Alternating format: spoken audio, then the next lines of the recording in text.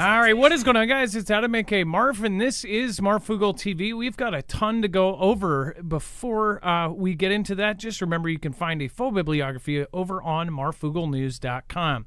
Russia begins nuclear drills in an apparent warning to the West over Ukraine. Now, this is on last week's firing missiles off of the West Coast, of course, in international waters, so they could legally do it, but it still didn't make people feel too great about what was going on. Russia's military on Tuesday began drills involving tactical nuclear weapons that were announced by Russian authorities earlier this month in an apparent warning to senior Western officials who had spoken about the possibility of deeper involvement in the war in Ukraine. It is the first time that Russia has publicly announced drills involving tactical nuclear weapons, although its strategic nuclear forces regularly hold exercises. According to the statement by the Defense Ministry released Tuesday, the first stage of the new drills envisioned, quote, practical training in the preparation and use of non-strategic nuclear weapons, including nuclear-capable Kinzhal and Iskander missiles.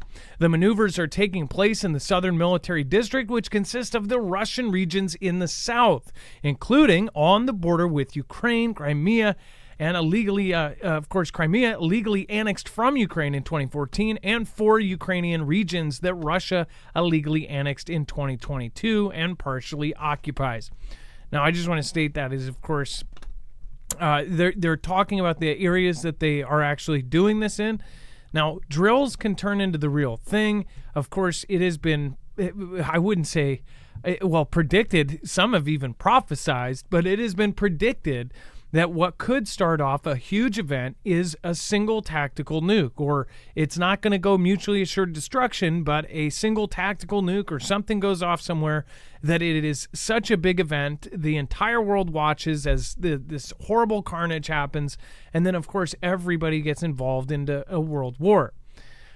This is a scenario that's been talked about for a very long time, way longer than the month that this has actually been announced.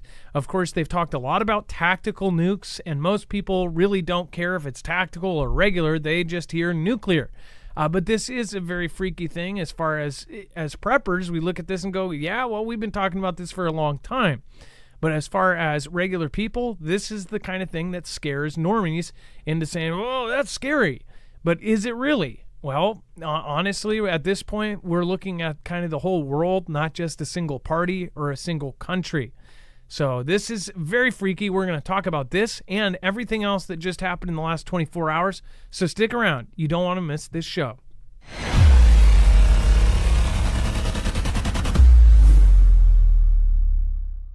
Nothing in the show should be considered legal, medical, or financial advice. The views of the callers can differ considerably and do not necessarily reflect my opinion, Dex's opinion, or anyone else who works with the show. You should always do your own research and consult with professionals. The internet is full of fake news, so please take everything with a grain of salt. If you have not already, it helps us out if you end up going through any of our affiliates, and it helps you out if you end up protecting yourself against cybercrime. NordVPN is one of the best and one of the easiest to use. If you do not have a virtual private network, it protects your IP address, which is your online identity, which actually connects to your real address and everything else. It also connects to you. If you know anything about how they are data logging and basically getting your profiles down, you can prevent that by having a VPN. Nord is, again, one of the easiest. Download it. It's like an on switch and off switch. All you have to do. Go to marfooglenews.com/VPN. Not only will you get a giant discount on this, but you will also be helping us. I appreciate your support, and I appreciate everyone that goes through any of our affiliates. Can't say thank you enough.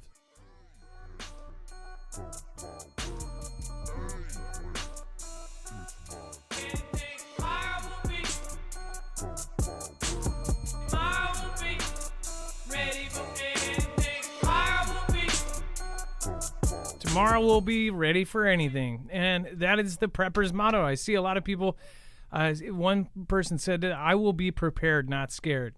Well, that's the thing. The majority of folks don't pay attention until it gets to the scariest part. It's kind of like a roller coaster. When the news and the media tells them to be scared, they're scared. When it tells them to be calm, they're calm.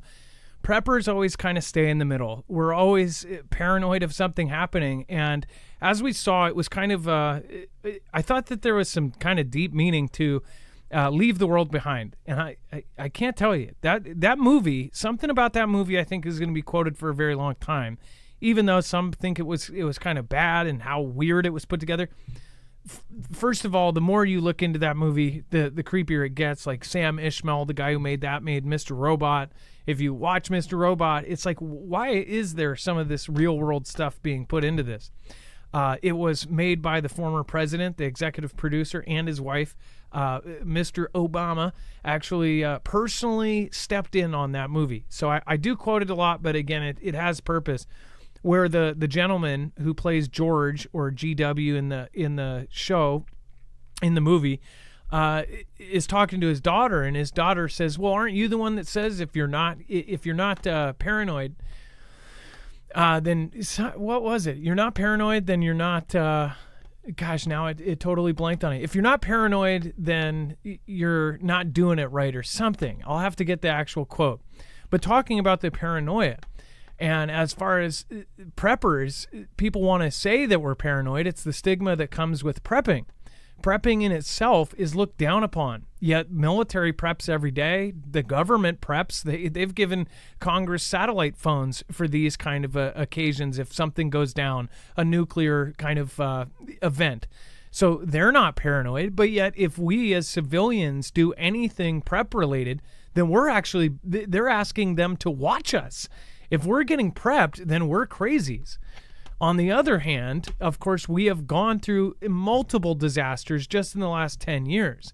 And if you are on the planet Earth, then you most likely went through the one in 2019. Almost every country participated in that, in the stay-at-home and everything that came around that. The few countries that didn't, or a few states, again, usually had kickback, or their leaders were magically, perished or were replaced. So it's like when you look at what is happening right now, you have to be kind of in the middle. You can't be calm, and you can't be overly excited. People say this is fear, fear, fear. This is not to scare people. This is to desensitize you to it so you're not afraid when it actually comes. And I do believe that there are going to be massive events, even if my good friend, who does not believe World War III will happen, I do believe, and they say that it's just going to be a huge power shift, that all of a sudden we're going to be ruled by someone else. Almost sounds like they believe in a kind of without a shot fired type of scenario. Even if that's the case, our world is about to massively change. And this will sound silly until we all fast forward and look back at this. And that's the scary part, is most people are going to have a reaction to that. They're going to say, oh, it's crazy, it's this. But just watch, wait a few years, and then come back to this and see what they think about it then. And that's what the whole community has been saying to their friends and family. It's like, this is going to be a big thing. There's never been this much framework being done globally, and there's never been such organization on the level of getting everybody under the same umbrella. The people believe that this stuff is all, disconnected and disconcerted, but it is not. It is all part of one massive thing. At most, it's part of two massive things, like maybe that there's two massive powers going at it right now. And it's not Russia and China. It's more like the people that give Russia and China their orders. Because Xi, Putin, JB for sure, none of these guys are actually the ones at the very top.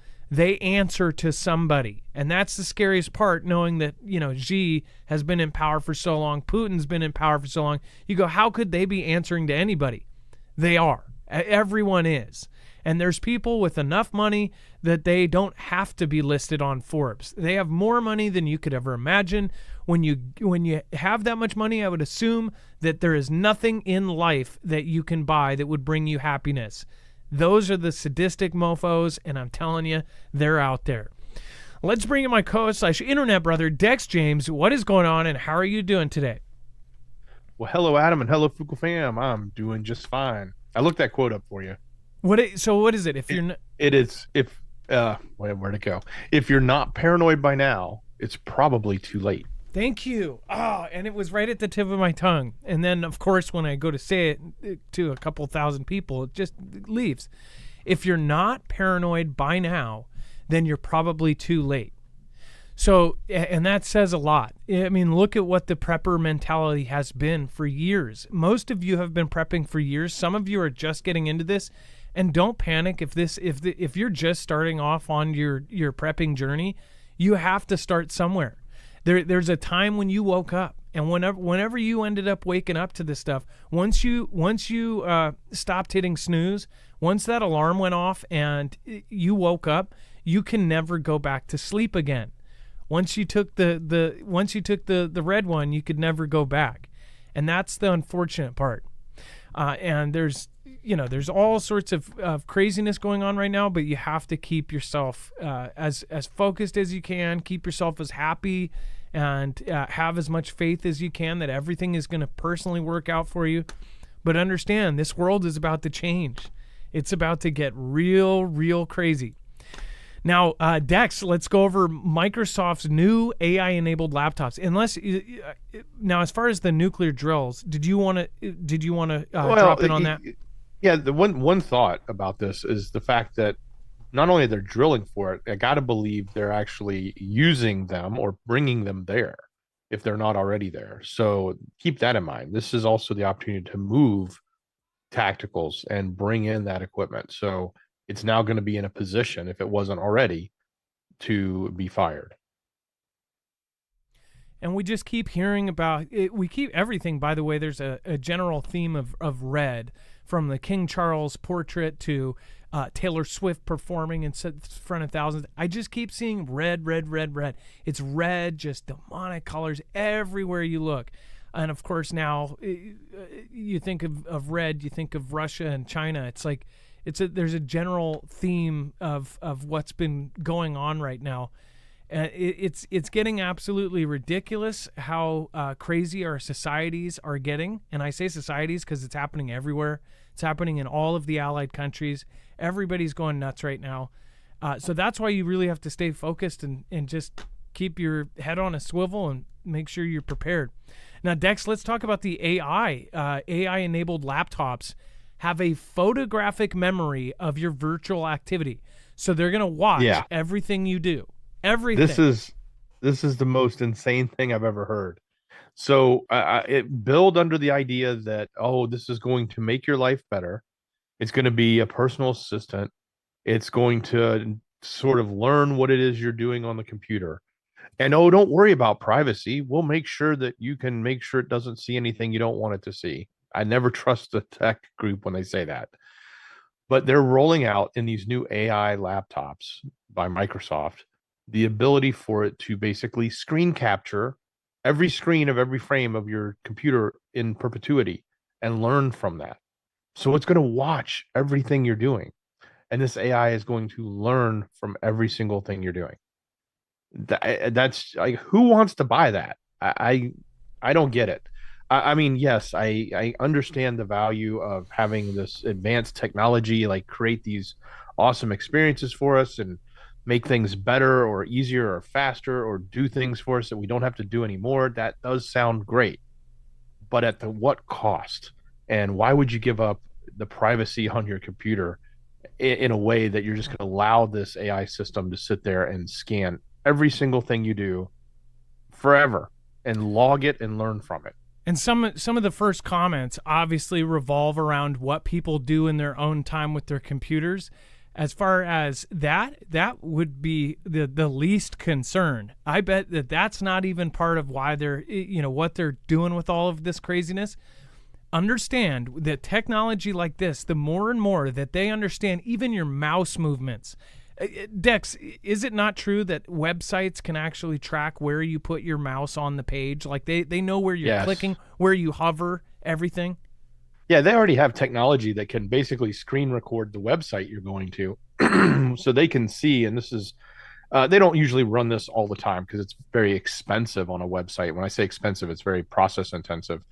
But they can, for testing purposes, like if you roll out a new website or a new customer service experience on a website and you want to make sure people are doing the right things, you can turn on this functionality that'll record the movements on the page, where the mouse clicks are, where they filled in forms, what they touched, any of that input that's happening. And why do they do that? They will do that. They do that to to learn. Like if they put up a new experience thinking this is going to be better than our old experience, we expect people to be able to pay their bill faster or find their, banking information faster, then they can monitor that for a few days and see what happens, and they track the usage of the user, and then they learn from that and say, okay, yeah, they were able to use it better, or they were finding the things we wanted them to find. That's what, and then they turn it off. But and that's what they say. But that's what they say. They also put they already ads have that on websites where you hover today. Yeah, they already have it. They've had that for a long time. This is going to jump to the next level. This is inside your computer, watching everything you do. And they understand where the ads, and people think that this is all about that. This is the kind of person that would buy this are the same people that says, I'm 70 years old. If they want to watch me walking around my house naked in my house, then fine. I don't do anything wrong. I'm not a criminal. I don't care if they watch everything I do. Understand when they start getting into, so first of all, the AI, and when these things scraped social media and they started understanding, they didn't just understand us, they started understanding how we think. It's not what we're saying, it's how we actually think it. How do we get to this, to these results? How does our brain physically work? You have to understand they're training this on everything. So when you take billions of people's thoughts, and with something like Twitter and now X, when they were able to look at this live zeitgeist of just everybody talking and saying their thoughts, they started understanding how we think. Now take it a step further. Once they understand exactly what you are doing, not only looking at you, and again, the new ChatGPT 4 is a good example of 4.0 Omni. That thing can literally look at your face, what you're doing, what your emotions are. It can react to that. Something like that is the same kind of thing that's going to be integrated into further AI tools. So when Microsoft does this thing with this entire laptop thing, it's like they're going to learn exactly how you think, and then guess what that can do? They can start creating things that can literally control our minds. If you think that that's fictional and crazy, just wait. This is something where they'll be able to understand you inside and out, and you won't even understand how they're doing it, but they will be able to control you. And I'm not kidding, like control. They've been looking into this for years, and I'm not, insane expert and 200 IQ. Somebody that could explain this, it probably wouldn't even come on my show. But they've been looking at this and researching this for decades and decades, and now they have the technology to do it. They will literally be able to do mind control. Dex, go ahead.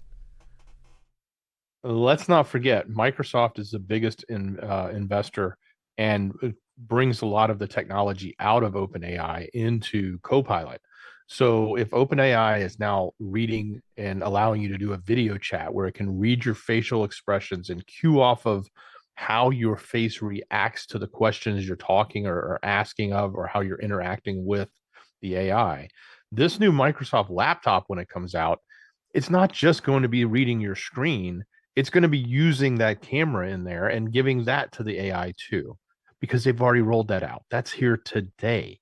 So they've got that capability. I almost guarantee it's going to be in here. And this thing will be watching that camera, watching your face, all for the purposes of, we're making it better. We're learning about you. We can see that you're frustrated using your computer right now. So we'll make a better experience, and people are just going to give it up, and they're going to allow all of this to absorb their input and their information that's coming out of themselves from a camera or their screen or their keyboard or anywhere. And that's super, super scary. Now, a lot of the things that actually, we saw in fiction, all of that is now true. Minority Report, all the way back in 2001, filmed in 1999 through 2000. They thought of this with the personalized in-store advertising, these kind of things, right? They showed that it was actually each ad that he walked by was personalized to him. They said, "Oh, John Alberton, look at Lexus." This was so way beyond its time. It's insane. But most of the things in that, from the self-driving cars to the advertisements, like all of these things we knew were coming for decades, and now it is here. with this laptop. Remember, Mr. Gates said that the next thing is going to be an AI assistant. Understand, when you're basically inviting somebody from the corporate office of Microsoft. You're inviting them into your home. That is somebody from their corporation, and whether they say it's AI or not, that is a person and essentially a brand new employee of Microsoft that's going to be chilling on your laptop, watching everything you do. And they're saying this is a great thing. This is their selling point. Photographic memory. You want your laptop knowing everything you've done and where you go and everything else? Go ahead, do it. I think it's the dumbest thing ever. And people are going to bite it and go, oh, so cool. And the thing is we are already dependent on our devices. Now we are getting, frankly, a word doesn't exist, stupider. We're getting stupider than we've ever been because we leave it up to everything. You ask somebody in a store, hey, how do I find this? Do they walk you to the aisle where it is? No. You'll ask a kid and they'll go, oh, hold on. They'll spend 10 minutes on their phone. They'll go, hold on, I think it's on. It will be right behind them, but they'll go, it's on aisle 5, C. It's right here, actually. It's right behind me. Because they're so dependent on their phone. Oh, how do you do this? Oh, hold on, let me Google it. Nobody knows this information on their own. They stopped teaching kids cursive. Kids don't even know how to read an analog clock. You think that this is going to make us evolve? We aren't the ones evolving. AI is evolving. We are devolving. We are literally devolving. When these AI assistants start doing everything for us, you're going to be able to say, hey, on Tuesday, think about this. If you're in school, hey, on Tuesday, can you remember to write a paper for me for my class? And I need an essay on the Black Plague. Can you write that on Tuesday for me and remind me to turn in your work? Like, that's the kind of thing it could do. You could pick a day. We'll do it for you. We'll do this. Oh, can you please make a call to the repair shop and ask them when it will be done, and please make sure to be detailed. And then some AI voice machine will literally be a computer app, or in your computer will call the repair shop, ask questions, be able to respond to that person and say, well, when can I get it done? My boss really needs that car. You'll have an AI, you'll be interacting. You're going to be at a company where you are customer service. This is crazy. You are going to get calls from people's AI assistants, and you will not be able to tell that it is a computer. They'll say, hey, when can we get that car? No, my boss actually dropped it off. They'll even be able to complain. Understand that this is where it is going in the near term. Now think about this. When there is no jobs for us, what are they going to do with the world powers? Okay? These people already have their money. They're already at it. I bet there's going to be a cutoff point. If you don't have this much money by this point, then you're part of the rest. You may have a little bit of money, or if you're like low end rich, like you're a millionaire or something, you're screwed. You're just like everybody else. But unless you are a billionaire and above, this whole new world is going to be completely different for you. Dex, go ahead. Joseph Yanni in chat made a great comment. It says AI can watch and learn from each employee and then fire said employee once the AI can do their job better than them. And that's exactly another use case for this, is it could learn what the user's doing and replicate it. A lot of people say, oh, well, the robots are taking away physical jobs, but everybody that's got a business job or some other type of job, they're going to be safe, but not necessarily. And this is another way that could happen. Well, I think that once people wake up to this, and it's going to be too late. If you're not paranoid by now, it's probably too late. People are going to wake up to this, and they're going to understand that it's not a good thing. I don't think this is a good thing. If you go back 100 years, the farther you go back, even if we didn't have all of the information, we didn't have all the technology, we weren't as technologically advanced, our human selves were more advanced back then. People could make their own food. They could hunt their own food. They could actually survive. They were sustainable. Now we are completely dependent on a computer system. It's absolutely absurd. Let's go over to the chat. Thank you for everybody that made it to tonight's show. J Pass, Total Vagabonds. What is happening? Nice to see you. Ireland in the house. We've got Billy Jack's Wild America. What is happening? It's been too late for 25 years. I sort of agree with you there. And then there shall come soft rains. Unknown Sender. I've heard that poem. Let's see here. You Are in Denial. What's happening? Meat Bubba 007. We've got Smokin' Swamp Outdoors. Howdy, Marv. Dex James, thank you. Rip Curl, thank you for helping out. I appreciate that. Katie Sago, Minda Lick, thank you. Bobby Sue, Resistance Homesteading. Blibber Blabber from Rainy, Oregon. Nice to see you guys. Ashley Jean. Ilea, thank you for modding as well. Paul Barbacano, I hope you and your fam are doing good.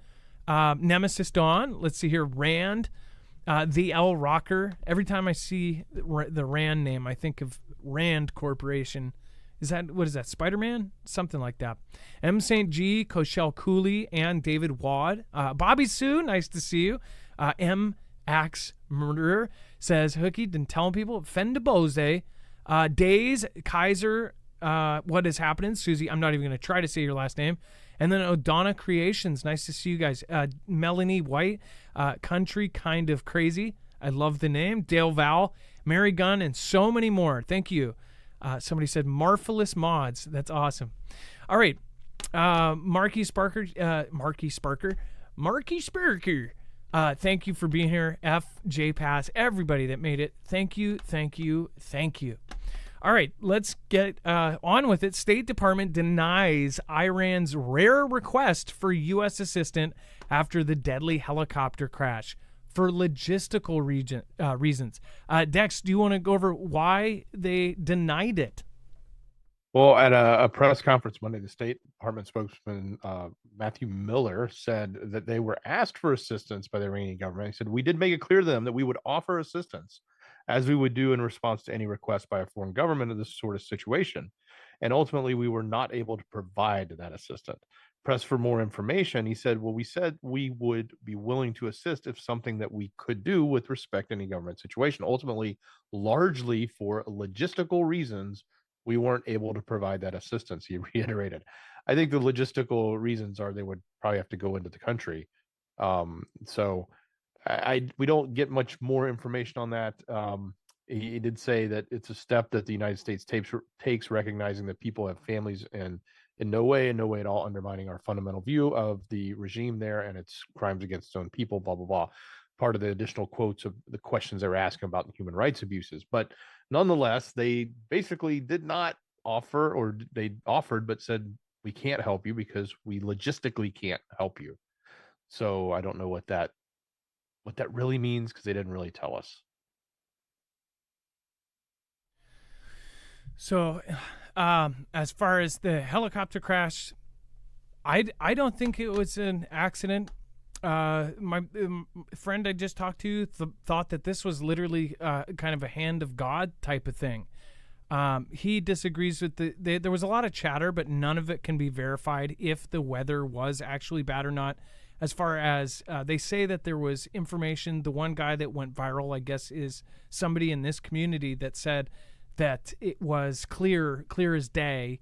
And a lot of people saw that and said, hey, that it was getting wiped. Like the information was getting wiped around it, basically trying to hide that it was perfect conditions or something. But from what my buddy said is that he didn't believe that that was the right area. He believes it was like a hand of God thing. If you think about kind of the spiritual kind of place we're in right now and how many kind of demonic things are just out in the open right now, could this be something like that where it went down by the hand of God? Like this guy was ultra bad. What do you guys think about that theory? Let me know in the comments down below. I don't think it was an accident. How could it be? Like the timing of this, I mean, it would have to be the hand of God if it was an accident. If it was an accident, then this is a hand of God thing all over it. Otherwise, this is sabotage. This is something that we won't find out for 30, 40, 50 years. What do you guys think? Let me know in the comments down below. It's yeah, as far as we won't help, I'm sure they're going to be shady about that as well. And then before we move on, make sure to go check out EMP Shield if you haven't already. We've already told you guys why we think why we recommend this. First of all, after the whole solar fiasco we just went through a couple weekends ago, with people in Alabama seeing northern lights, and of course people in New York saw northern lights there. I saw northern lights. I've got that checked off of my bucket list. Obviously, many people started paying attention to the solar events, the solar cycle we're in right now and at maximum peak. A lot of people are talking about speculation about how bad it can get. We don't know. But what we do know is that we are at that maximum, the solar maximum of one of the most unpredictable cycles we've seen in a very, very long time. So if you do want to protect yourself, this is a simple device that can be wired into your cars, trucks, motorcycles, boats, generators, even your home, even your ham radio, and it can protect it. It will ground the signal in less than 500 trillionths of a second before it can fry your device. That way you can get home to your family to bug in or get out to bug out. You can't do that if your car or radio or anything is fried. Of course, this is also the only company you will be able to get an actual EMP shield for the Flex Tactical or the Flex Energy. So if you already have that, make sure to go check that out. They actually have it in stock at EMP Shield, even if it's out over at Energy. I don't know if Energy is currently out, but they were out. You can still get it in stock at EMP Shield. Go over and check it out. It also protects against multiple EMP strikes from adversaries, which that is an unknown. But as far as a coronal mass ejection and a Carrington level event, we know one will hit us at some point. It's just a matter of when. All right, marfooglenews.com/EMP, $50 off with the code MARF, and help support our show. And then we have JB drains the entire Northeast gasoline reserve in a bid to lower gas prices as he trails T-Man by double digits. Now, our former president is leading, again, by double digits. So JB is supposedly doing this all for the to get people supporting behind him. Things are pretty bad right now. Here, we still have over $5 a gallon gas if you have premium. We have an SUV for all our kids. It is horribly expensive. It is gotten to the point where it would be cheaper to fly somewhere than to drive somewhere at this point, even closer because of how expensive it's gotten. It's crazy to, yesterday I got, the 2 days ago I got gas. It was $5.39 for premium. So that's insanity. And it was over $5 for regular. I think it was $5.09 for regular. That's incredible. When, just a few years ago, we could get $2 a gallon gas here. It's really, really stupid. Everybody complains about how when I was younger, it was this much. But it was like, you're talking about 4 or 5 years ago, it was that much. This is an insane level of crazy inflation. All of these disasters that just keep happening. It doesn't seem like it's on accident to me. But now, of course, he gets to be the good guy and drains this reserve. Dex, one of my questions is if he drains this, or when they do this, when they drain these kind of reserves, then do we end up filling them back up? Like half the time, do they even get restored? And then what happens if something really bad happens? We don't have that reserve? That's the main thing. This, it's not like this is all of our reserves. We have reserves everywhere, but this is a regional reserve. It's a reserve that was set aside after Hurricane Sandy came through, and they had a gas shortage up in the Northeast because they couldn't get fuel.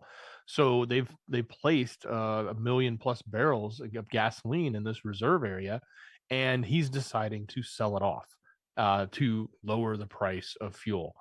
It's now going to leave everybody in that area without a backup if they needed it. So if another disaster comes, which, oh, by the way, didn't they say it's going to be one of the worst hurricane seasons ever? I mean, we've got water temperatures higher than they've ever been, and it's, not even summer yet. It's still in spring. So that, just looking at the example for why they created this one particular reserve up in the Northeast was for that. It came from a superstorm, Sandy, and it destroyed a lot of infrastructure and left people without fuel. So, this doesn't make a lot of sense if it's just about bringing the dollar down for a little bit. the cost of fuel down just for a little bit, and maybe to win some attention from some people out there because they think they're not spending as much on gas this summer as they head into the holidays for Memorial Day or even Fourth of July. I doubt this amount would even last that long as far as making a dent in the price. So, but it's kind of scary, at least for the people up there. Yeah, 1 million barrels. And then are we going to see a pattern where he does this in other places and all of because he's entering emptying the entire reserve there. So something bad happens, then all of a sudden they don't have one. And it's just there, right? Is this going to affect the gas prices here in the Northwest? Right? I don't think it will, right? It's 1 million barrels. So when you look at this, and it's like with events coming, and Dex, by the way, for people in the Northwest, what do you mean by water temperatures? You mean the hurricane conditions, right? How when the ocean heats up? Yeah, the heat wave that just came through, they said I remember hearing people say down in the Keys that the waters had gotten so much warmer faster than it has before. And warm waters in the Gulf, warm waters in Atlantic, any warm water down there in the Caribbean is what fuels the hurricanes when they're coming through. So the warmer the water, the stronger the hurricanes. They were even predicting coming into this season that it was going to be a strong hurricane season. We reported that maybe a month or so ago. I think one of the weather forecasters was saying, get prepared. And so, yeah, and now the writing's sort of on the wall. You got this hotter water that's starting to be created from the heat waves and all that. So that will, if it's getting warmer sooner in the season, then as we move into the hot season, the summer months, it's going to be even warmer. And that warm water will fuel, Katrina-like massive hurricanes. So wherever you may be, most people that are in, hurricane zone, a lot of them are preppers by nature. You have disasters all the time. Almost every year, you are expected to be at least a basic level of prepared. One thing I don't get is that people need something on a regular basis to be sort of prepared for something. Disasters are never usually something that you get a heads up on. So get yourself prepped. And then Finland proposes a new border law to block the migrants. So, of course, this is going to be super politicized. But as far as how Finland and some of the comments that are saying this, they're saying that, hey, this is just a necessity at this point now because it's getting so crazy. We've talked a lot here in the U.S. about this. A lot of Europeans have commented how insane it's gotten over the years as far as the numbers of people from everywhere in the world coming to these other places. Now, Finland's right-wing government proposed on Tuesday a new law that would allow frontier guards to turn away asylum seekers at the border, following a migrant surge Helsinki said was orchestrated by Russia. So they're saying that all of these people, that Russia is to blame for this.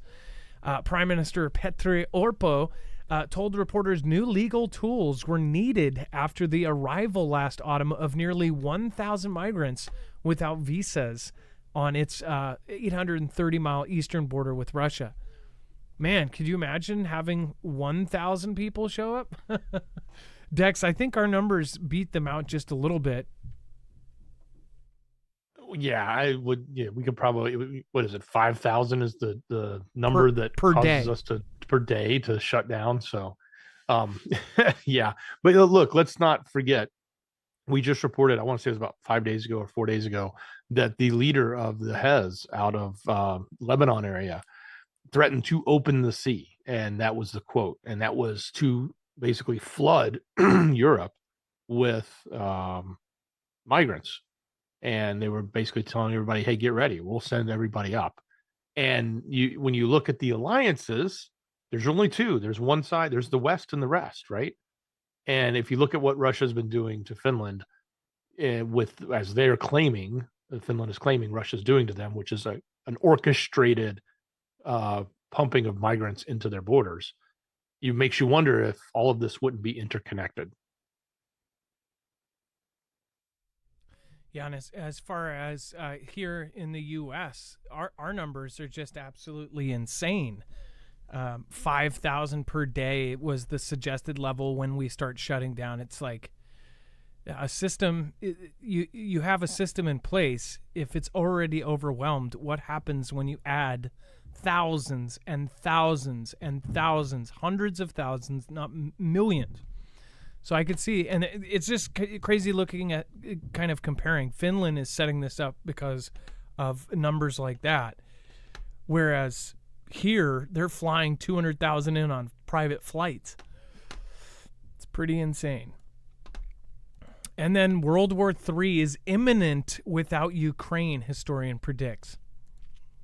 Dex, do you want to go over this one? I'll hit the next one. Certainly. So this historian is basically making the claim that the fact that we are maintaining this conflict in UKR is the sort of the preface to World War III. And it's very much akin to periods that were just ahead of World War II. So Ukrainians fighting Russia are fending off a third world war, a prominent historian has said, likening the third year of the full-scale war in UKR to the period just ahead of World War II, comparing 2024 to 1938.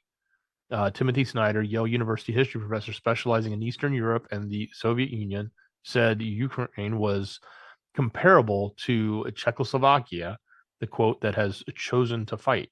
So in 1939, Adolf entered Czechoslovakia and secured the Czech assets for Germany's armed forces. Great Britain and France offered Poland security guarantees, but despite this, the forces invaded Poland in September. London and Paris then declared war on Germany, starting World War II. So if the Ukrainians give up, or if we give up Ukraine, then it's a different Russia making war in the future, is what he's basically saying. It's a Russia making war with Ukraine technology, Ukrainian soldiers from a different geographical position, he added. Then we're in 1939. We're in 1938 now, but in effect, if this falls apart, then we're going to basically be in 1939, which is the same thing that happened to start World War II. So just using replace Czechoslovakia with Ukraine. So this is history repeating itself, what this community has said for absolutely years. And if you look at all of the same things are happening, it's almost eerie. And it makes you think, like, how is this all ending up almost the exact same? Even down to some of the events happening in current day with an entirely different generation. Like everybody's saying, like, hey, why are we sending all of our money over to Europe? This is a war we're not involved in. This is exactly what the sentiment was back in World War II. Even the groups that have surfaced that have been against this, saying, like, hey, we need the money here. This all happened in World War II. And then, of course, when Pearl Harbor happened, it just popped us into. This is why I talk about that is what I am hoping never happens, but this is what I expect, is a Harbor 2.0, an event that kicks off everything, that gets us immediately involved in this directly. They're already talking about in Europe having them get involved. This is just a waiting game. NATO is going to get involved. You're going to have French and Estonian soldiers. Everybody's going to slowly jump in. The U.S. is going to probably be the last to jump into this war. Once something happens here that the whole public can get behind and say, hey, this can never happen again, something that is going to unite everybody. It's going to freak out everybody. It's going to make everybody blood in their eyes. They're going to get ready. They're going to say, oh, we're going to see recruitment numbers go from behind to people are dropping out of, being midwives to go join the military. That's the kind of thing I see in my head happening. That's what I've seen for years. Those are the dreams I've had. Like this is what I think is going to happen. I very well may not happen, and some of my friends may be right, and it will just be a power struggle, and they'll change. I'm very much so hoping that none of this ever happens, but I'm preparing for what I believe is going to happen. How many of you think that this is going to go south? How many of you believe in a Harbor 2.0 event? How do you? and if you look at the history of all of this, it's all repeating. Everything is repeating itself. It's almost like one of those documentary that is true crime, and it says the names and the times have been changed to protect those involved.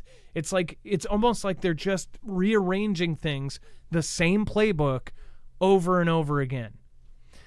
What do you guys think? Let me know in the comments down below. Thank you, Vicky K. I appreciate your support over on DLive. Thank you. Stephen McMahon, thank you for your support yesterday, along with the Lola Cafe.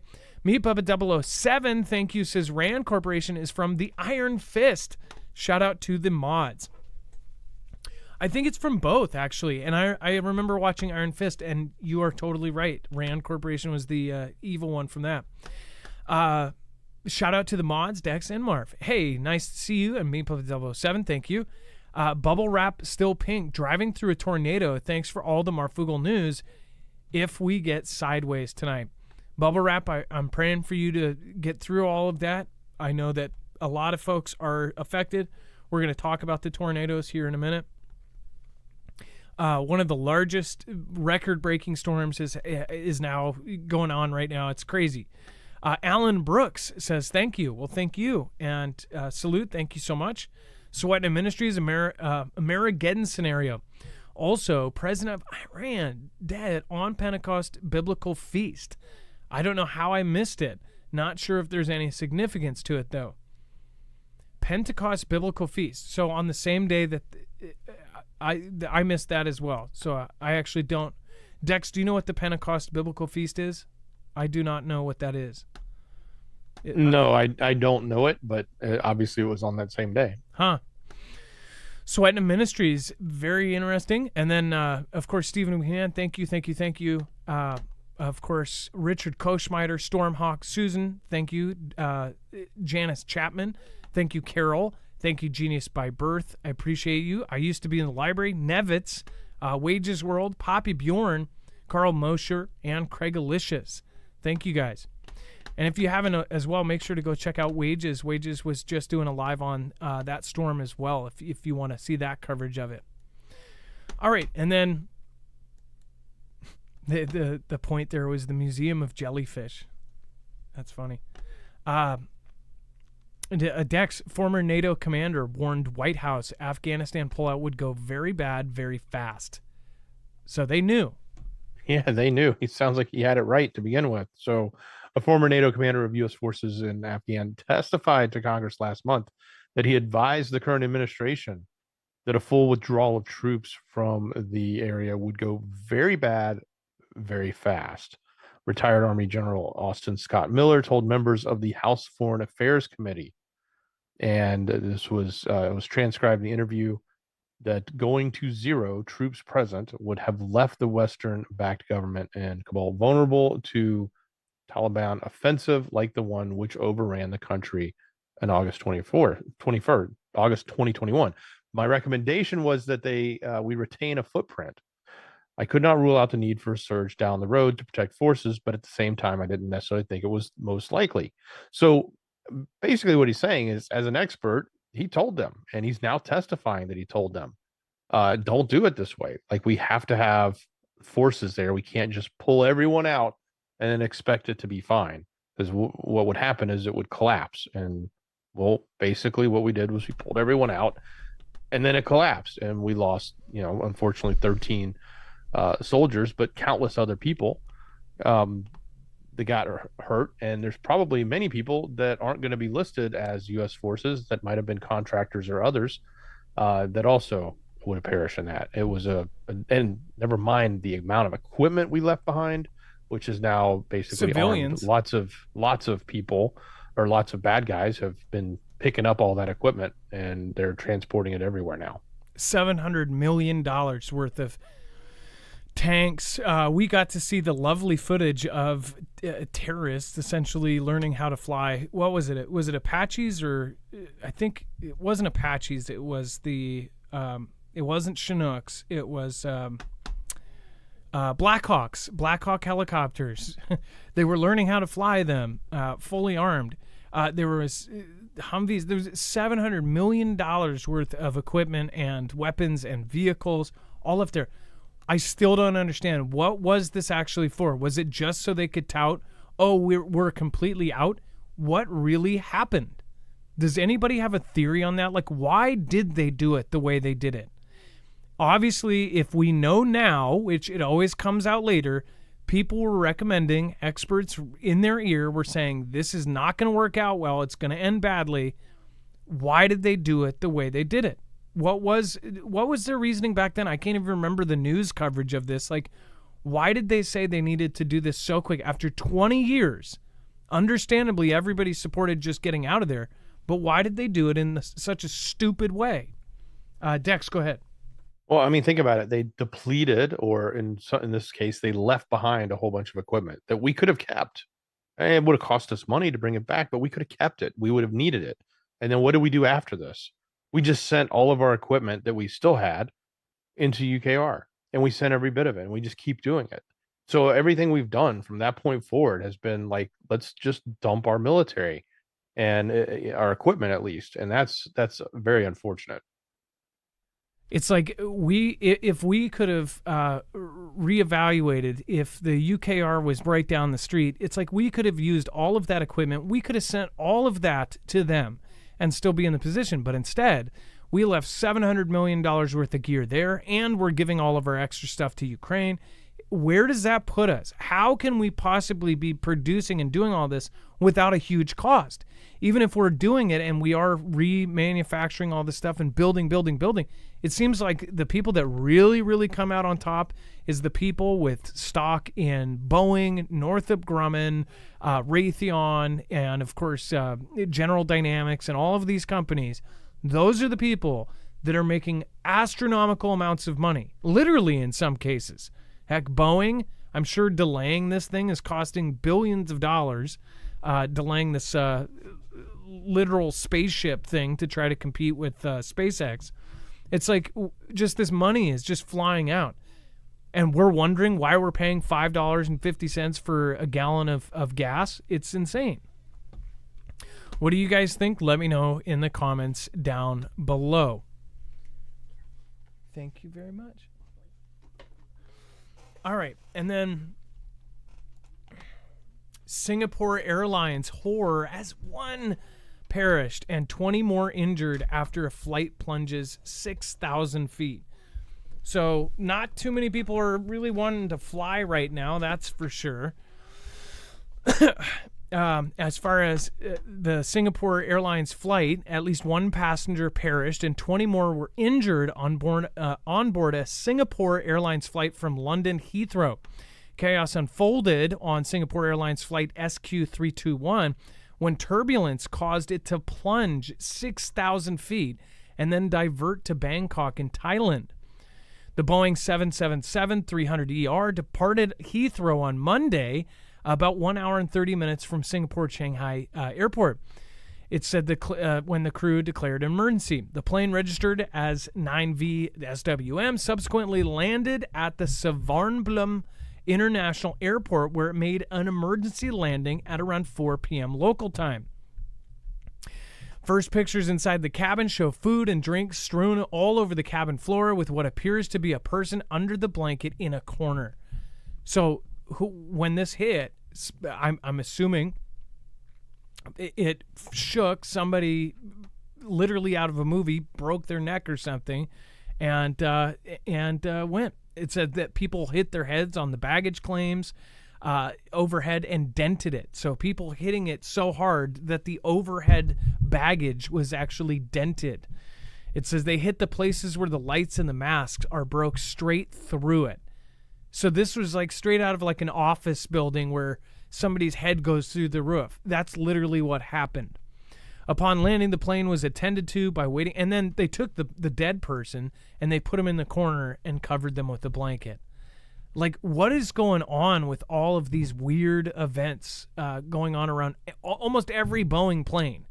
It's really, really eerie. It does not give you really a lot of faith and confidence to go flying, to say the least. And then Dex, let's have you talk about Texas heat wave and then I will. Well, yeah, that heat wave that I mentioned earlier that's gone through, it hit Texas pretty hard. It hit it so bad that it broke the record for the month of May on power usage. So think about this, like there we're already breaking records on power consumption, and we're not even in the dead of summer yet. We're not even in the throes of say August or late July when it's extremely hot. And here we are already hitting these record power consumption. So if you're living in an area that's going to be affected by heavy heat, or you're in an area that doesn't normally get heat, and when you do get heat, it's going to be a difficult thing for you, start thinking about it now, because this is sort of like we saw this last year, we saw it the year before. It would get bad. They would start to do brownouts. Sometimes they would do rolling blackouts if it got so bad that the power consumption was there just wasn't enough power there for everybody to use it. The demand there is significant, and it's not just Texas. I think it's a lot of other places. And I think the thing that we're seeing is, especially with just talking about the tornadoes, I mean, the weather is different. The weather is getting much more extreme now. And I think, we could talk about the reasons why, or you guys could speculate. And I know everybody's got different opinions on it. That's fine. But at the end of the day, we have to deal with that effect. Like, what is happening to us, whether it be, massive flooding, or heavy heat waves to taking away the power, or massive tornadoes that are being fueled, or massive hurricanes that are being fueled by the heat from the water. So, yeah, guys, get prepared, especially if you're in these areas. Yeah, if everybody is going to debate, like, what is behind it, what machinery, what hand of God is behind it, whatever is going on, it's happening, and we are all the ones that are suffering. So most people understand, they have an argument about like what is doing it, but very little argue about, is it happening? Like, these things are happening, and it's screwing people over left and right. A couple years ago in Texas, when they had that crazy freeze, a Fugel family member went and saved my brother-in-law, my sister's now husband. He was out and on a business trip, and he got stuck in that freeze. He was in a hotel because they didn't have power or water. The water lines broke. The hotel literally was forced to say, hey, sorry, but you can't legally stay here. They were forced by I don't know if it was by law, but they literally could not have them stay in their rooms. They didn't have heat. They didn't have anything. So they had to kick them out, which was the stupidest thing ever. They gave them a matter of hours. So I ended up having to post a community post, which I still believe is there. And a Fugel family member with a 4-wheel drive ended up driving over an hour and a half to go pick him up in the snow, because there was no Uber, no buses, no nothing, and no hotels. Everything was out. It was a complete disaster. When that happened, it was like, how does something like this happen?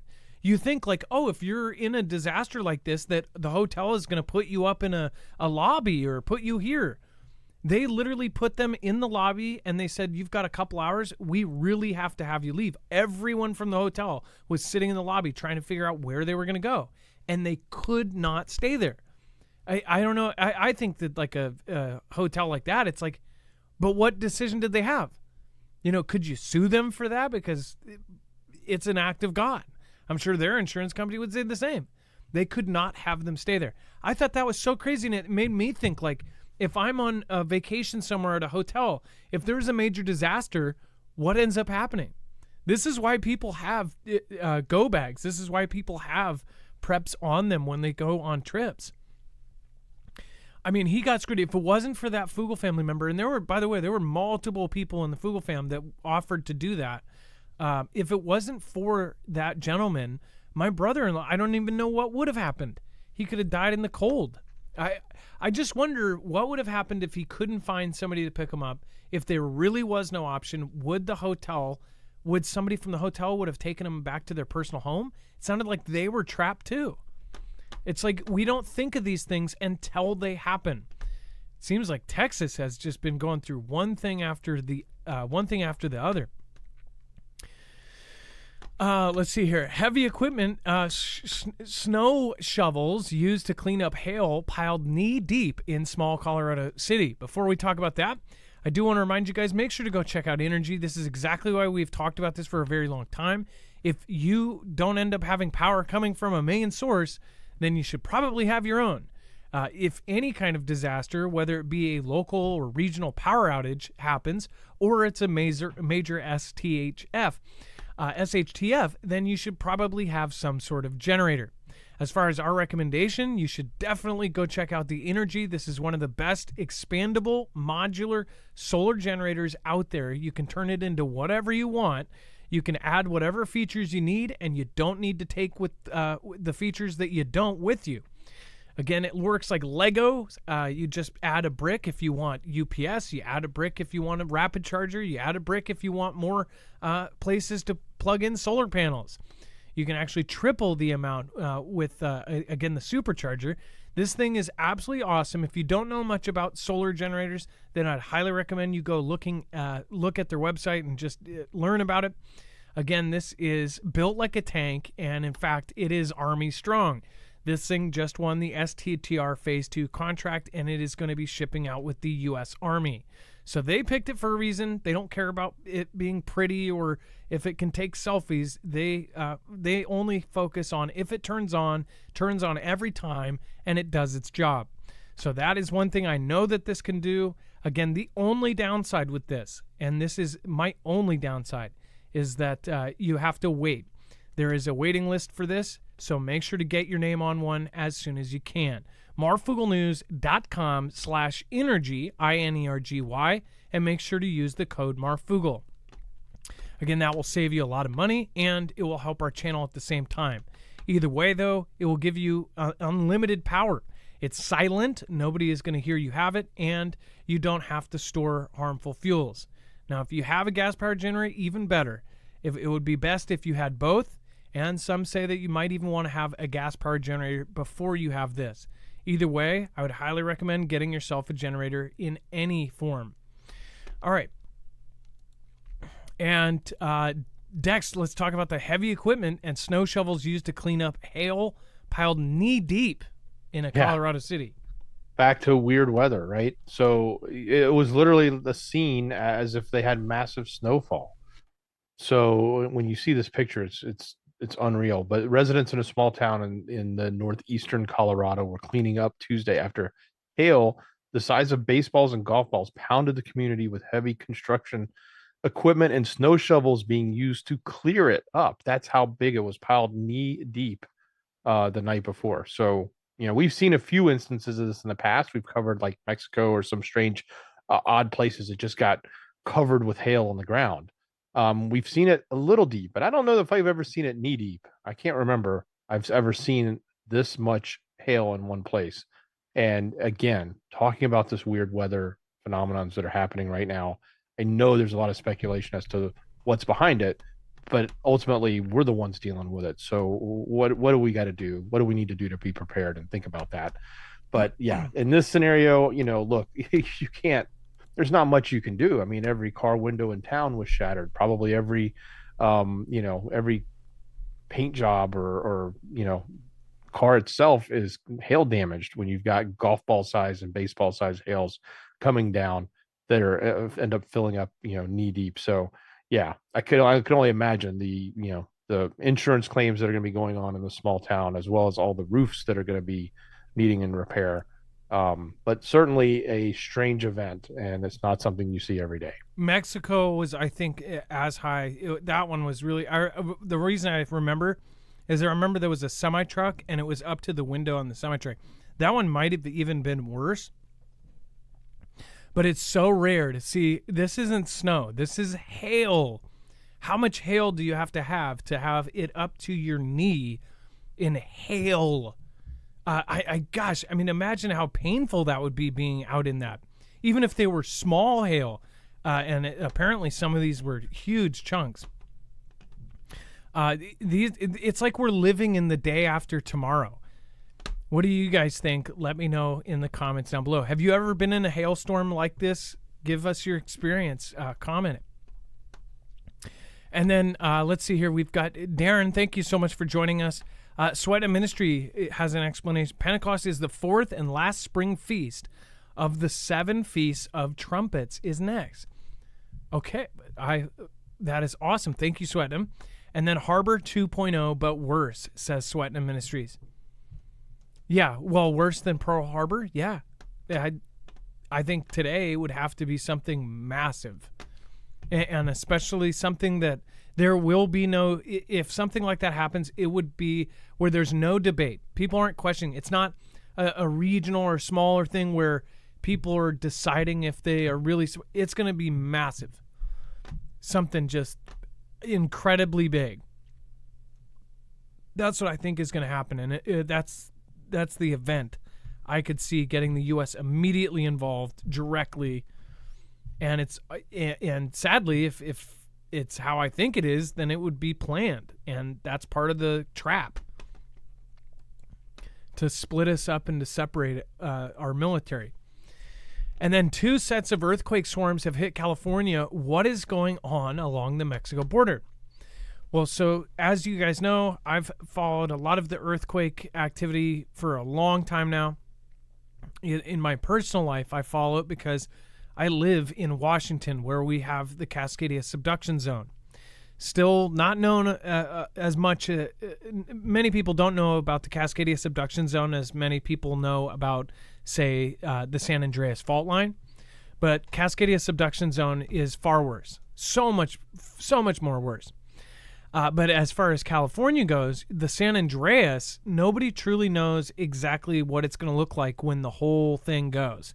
When it really does have the big one, it's going to be horrendous. Not to mention the smaller fault lines that are all around it. If those are triggered in a big event, then everyone in California is going to be in trouble. Most of California will be affected in some way or another. If not, with the power grid system set up how we are, when you lose that much of a power grid, chunks of it, then the rest are going to go out, and it's going to be sheer pandemonium. Do they have the supplies, the actual supplies, to fix something like this? Here, I know in Washington, we do not. If we have a major Cascadia subduction zone earthquake and tsunami, we are not going to have what we need here in Washington. They guarantee we will need out-of-state help. Is California going to be the same way? Of course, another earthquake swarm has been rumbling along the California-Mexico border. More than 24 quakes greater than a magnitude 2.5 have occurred since just midnight Saturday, along with the epicenters about 175 miles southeast of downtown Los Angeles and 100 miles northeast of San Diego. So keep your head on a swivel, especially if those of you in California. I don't know where you are to this, like Aaliyah and others that are down in California, but please be careful. You guys already have your stuff kind of prepped. I know most of you are already preppers, but please be aware. You will get almost no warning. If you do get a warning, I don't know if you have the shake alert going there yet, if it's fully working or if you're even going to get anything.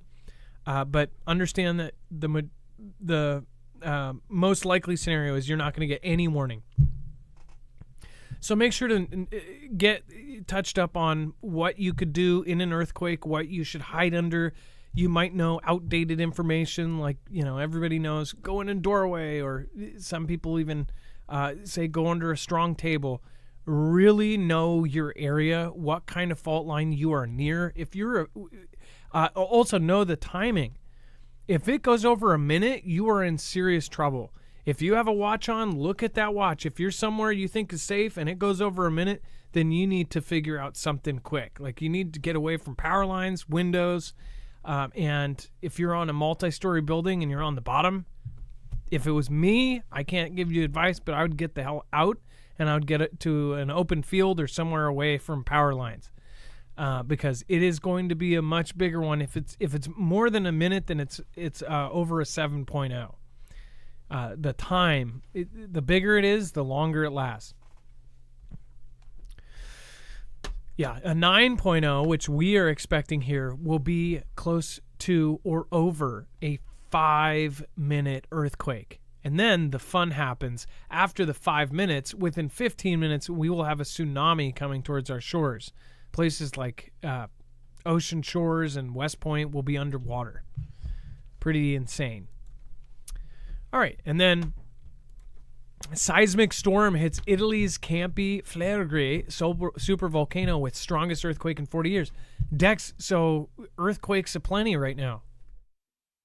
Well, I wonder how much of this is because we just got done with the massive amount of, or I wouldn't say done, we're continuing to see a massive amount of solar activity. And I know a lot of that has been speculated, and even some research has been sort of done, or at least correlations have been done about the fact that seismic activity goes up after major solar events. So, we had that huge event the other weekend, and we've now seen even more solar activity continuing to hit after that. I wonder if we're not seeing this influx because of that. So it could be that, it could not, but nonetheless, this is a super volcano, and it's now getting a lot of rumbling around. And of course, if you live around anywhere near a super volcano, not just a volcano, but a super volcano, you're going to be worried about seeing seismic activity starting to happen. I know anytime we see stuff around Yellowstone, everybody sort of gets a little concerned and says, okay, is this going to be the big one? Because it's bound to happen. So, but anyway, that's what's going on. They've had a handful of tremblers, as they call them, or tremblers, 4.4s, plenty of them, over a dozen that were over 2.0 in 48 hours. So it's a lot of activity around this area. No major warnings coming out about the volcano being ready to go, but at the same time, it makes you think when you live in that type of area. Do you remember, I think you were either watching or you were helping me when I first started reading the words tremblers, and I felt like it was like a Mandela effect, and I was like, I've never heard of that. Tremblers. There's tremors, right? And then there's tremblers, and it was maybe just a fancy way to say kind of tremors or whatever. But of course, I'm sure if you look it up, they'll probably say, oh, it's been around since 1700s. It was like out of nowhere, everyone started using that word. And I followed for 15 years before that all of the earthquake stuff. Like I've watched Dutch since he started, and like, I've focused on kind of the alternative stuff too. Like even before YouTube, I read blog posts about this kind of stuff. And I never heard them use the word tremblers. I think it's Tremblors. I just thought it was weird. As far as a super volcano, I wonder, we all know about what a Yellowstone earthquake will do to the United States. It will eat a chunk out. We'll look like Pac-Man here. What would it do to this one? How big is this one? I actually did not know about this one until today. I have never heard of the Campi Flegrei super volcano. So in my ignorance, I don't know what this would look like. Like how much of Italy would it destroy? Would it totally wipe Italy off the map? Is it like ours? Is it bigger? Is it smaller?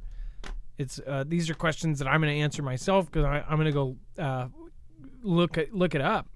On the map, it looks like they've got a lot of people right around it. So yeah, not a good place for a metropolis, right? Look at it. Look at this map here. If you see, and it's on a coastline. I wonder what are the other major fault lines. You can kind of see too with the Gulf of Naples. I don't know if this is exact, but when you see these kind of underwater mountain regions, a lot of the times there'll be faults. I don't know where the faults are here, but I would guess I'd guess if there's at least a few there, like that's probably a fault there. But I wonder what else could be triggered. Is it related to the solar activity? I personally think so. Out of nowhere, all of a sudden, we're getting all of this earthquake stuff right after a huge solar storm. Like, you don't need to be a scientist to figure that one out. What do you guys think? Let me know in the comments down below. And then make sure to go check out Jace. If you don't have backup medicine, if you have a regular medication you take every day, go check out Jace Daily. This is a service where you can talk to a board-certified doctor in a telehealth appointment. And not only can you get a emergency antibiotics kit called the Jace case, But you can also get Jace Daily, where you can actually get up to a year extended supply of your regular medications. So if tomorrow SHTF happens, or a major disaster, a Hurricane Sandy or a Hurricane Katrina, and everything's out for 2 weeks and you don't have your prescription, that is what a service like this is for. If the grid goes down and we don't have power for 6 months, if you think that a pharmacy is going to be open, then you are tripping. This way, you can actually have up to a year of supply, and you can actually rotate it into your normal supply. I believe after that, then they send you by the month. And then you always rotate that into your regular supply. You'll always have a year of extra medication. So most people use it for the Jace case, which is awesome because you can actually get emergency antibiotics and be able to hold on to them. It's hard to just go into a regular doctor and get antibiotics unless you have some reason to get antibiotics. But that's why something like this exists. Again, go and check out the Jace case and Jace Daily at marfooglenews.com/Jace, Jase, and make sure to use the code MARF to save and to help our channel. We are independent. We're going up against Goliaths of media companies. And surprisingly, not surprisingly, they actually do pay attention to this space. That's why we get so screwed. So, and by we, I mean our whole community of creators. So thank you guys. We appreciate it and love you. So we just did a great video over on Marfoogle News about this. Essentially the information that's coming out is they believe that one of these things that Russia launched is actually perfectly lining up with USA 314, a USA advanced military satellite. In fact, I think they called it Crystal, MH Advanced Crystal, whatever else. Let me read this first part because this is, previous blog post I wrote about a Russian launch into SSO from Plets on May 16th. According to Roscosmos, the launch was at 21:21:29. Based on the sun synchronous orbit indicated by the launch azimuth, I initially suspected this to be an IMINT mission, but I now am not so sure. IMINT is a part of it, but not all. And the primary payload, Cosmos 5676, might actually be another Inspector satellite, this time targeting the American KH-11 Advanced Crystal spy satellite, USA 314. What a weird name for it, too. KH-11 Advanced Crystal. Like, my mind goes to, like, the fictional movies, like it has some sort of magical laser crystal in it that's some sort of rod of God weapon or something, but who knows? It could just be a crystal lens on some sort of huge camera. But the launch inserted at least 9 objects into space and possibly more, all in basically the same orbital plane and small subgroups. So Russia launched this thing, which then launched smaller objects, and they're all moving in this same kind of area. How important is that one USA 314, which oddly enough, 314 has significance as well? It's like, how important is this? Is this way more important than other military satellites? Is it a very specialized one? Is this a weapon that we don't know about that's totally classified? Right after the February 9th, earlier, Russia launched this scary thing, according to Mike Turner, said, we got to declassify this immediately. The public needs to know. We, on the 15th, through the DoD, launched, through SpaceX, a top secret DoD payload. So was that our response? We don't know. Well, now they're finding even regular people are tracking this stuff, and they can see that it is lining up perfectly with our satellites. So what is about to happen? Many, many theories and great comments on our other video. Dex, again, with this kind of stuff, I guess what happens, I said I don't think that a single event, I don't think that it would just be our satellites. I think if they knocked our satellites down, or if anything happened to a bunch of our satellites, that it would be a part of a bigger operation, that everything would go down at the same time. What do you think about that? Well, certainly. I think a coordinated event would make a lot of sense, whether it goes against power, grid, cyber, and satellite and infrastructure all at the same time would make the most sense. It's also difficult to do that, but at the same time, they also have to prepare. And I think what we're seeing is that preparation. And in this particular case, the Cosmos 2576 is not only just in the same orbit as this one particular quote unquote spy satellite. We don't know what it really is, but it's right below it. So it got in the orbit, but it's just below it. So obviously it won't collide, and it will now follow along and overlap it every so many hours. And all it has to do is either change its altitude, and it can be in direct contact with it, or it can launch a sub satellite if maybe it has one on it that could then do something. This is, and it's kind of obvious the way it's lined up. Although there's no reason for it to pick the exact same trajectory as this existing satellite. So there's something spooky going on here, whether it's them preparing for this major event like you're talking about, Adam, or if there's something specific they're trying to glean off of or take out from this one particular satellite. What if USA 314 is the communications for if everything else is knocked out? What if that's what the Congress have sat phones for? It's that kind of stuff that it's like, what if we're just seeing a tiny inkling of a huge, big plan that we have no idea what's going on above our heads? The thing is we've gotten close to world war destruction, all sorts of things many times. And then the countries called each other. They went, let's chill out. Let's bring this back a notch. But the public this is the common denominator. The public almost never knows until after it happens. So I would keep your head on a swivel. That doesn't mean be panicked through your whole life. But if the government tells you not to panic, then you probably should have some paranoia of some sort. Again, it's something is going on, whether you want to doubt it or not. I would highly, even if you're the biggest skeptic in the world, I would say at least be safe than sorry and have some basic preps. Make sure to go check out all of our wonderful mods. They did an awesome job in today's show.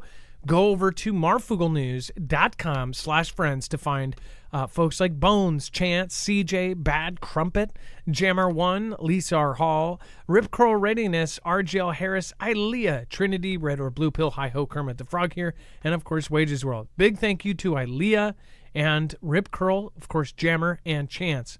Thank you guys for holding it down. Appreciate you guys, and thank you, and thank you. Make sure to check out Wages for Solar Activity. Great stuff. And then if you want to watch that video that Dex and I just put out, make sure to click here. That video is more of a share video, so you can share that with your friends and family. It's short. It's not a 3-hour video. So thank you guys for doing so. Thank you, Dex. I appreciate you. Much love. Great job, brother.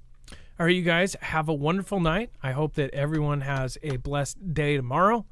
What is that, the Truman Show? Good night, good morning, and good afternoon, just in case I don't see you tomorrow. Well, hopefully I'll see you tomorrow. Have a good night, be safe, be prepared, and Murph out. It's the shoutro. It's not an outro, it's not a shout-out, it's a shoutro. I forgot to push the button.